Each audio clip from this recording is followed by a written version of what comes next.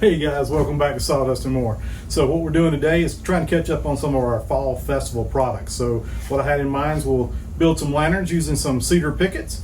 Then we'll cut out some Halloween faces. So I've already got some fence pickets cut up, 10 inches long, standard fence picket. It's been sanded down. And what we're going to do is we're going to try to cut some notches so that we can have the faces slide in and out. We set the depth of the blade to 1/4 inch. I cut 5/16 in for the first groove, making 2 swipes to get me to my 3/16 distance I needed for the plywood to slide in easily. Next, we're going to cut the rest of the grooves in the box, and these can be any distance from the front groove, just as long as you leave space for whatever illumination you're using. So now you can see that we've got our grooves cut in. This is where we're going to slide our faces into. The faces are going to fit right in these grooves, so we can store some in the back and interchange them, you know, as the seasons go. So we'll see how this turns out. All right, so if you're like me, you have a small shop and you don't have a lot of area to work with, so let's take the fence off and we're turn the table saw top into our little workbench for now. All right, so we've got 3 pieces we're going to nail together. We still need to make the bottom and the top. We'll use Type Bond 3 wood glue just because that's what I've got in my bottle. And then we'll throw some 1-inch stainless steel nails into the mix as well, just to make sure it doesn't rust. Let's see what size we want to make the bottom. Just going to make it flush. Looks like 6 1/4. Take another piece and make that 6 1/4. Now that we've got the bottom cut, we've got the side sitting on top of it, we're going to use the side as a template, just so we know where these grooves need to be cut into the bottom. It'll just make it easier when we get it over here to the table saw, and then we'll just make a couple swipes. Now that we've got our bottom piece cut out, let's see if we can line things up.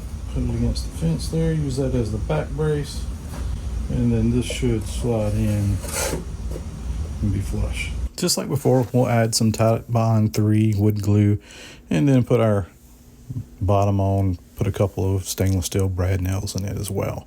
I put the little center divider pieces in just to kind of keep everything together and in shape where they will be when we do actually slide the faces in those. These were a pretty big hit last year at the Fall Festival, so we'll do a couple different versions this year as well, just so we have plenty on hand. I believe these that will have the interchangeable faces will be a much better seller. Okay, one last check before we make the top. Make sure they slide in and out. The top's going to be 6 1/4 as well, so let's cut that out. Now that we have the top cut out, we're going to cut some small pieces of board, stop blocks, to keep it from moving back and forth once we set it on the top, because it won't be screwed in. I've added the stop blocks, and now we're just going to set this on there and see how that works out.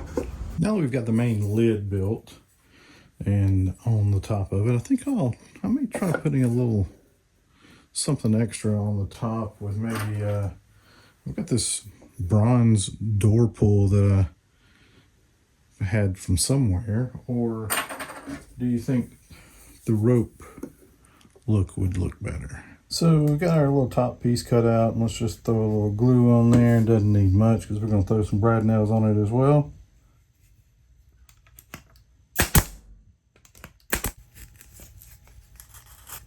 Okay, so we've got the knot tied in the bottom, and then the lift is a little sticky enough from the top. The knot should fit just fine right in there.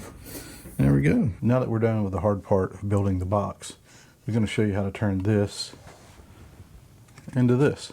Now, I know a lot of people will actually just print out a piece of paper, tape it to the board, and then cut just the paper out.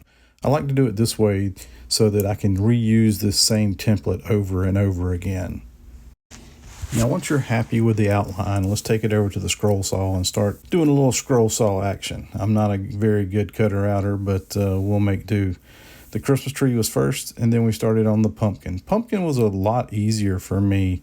It just was not as detailed as the Christmas tree was. So as you can see here, we're knocking that out pretty quick. And then what we'll do is we'll do a little torch action, and we do one side a little darker than the other, just because some people like it lighter, some like it darker.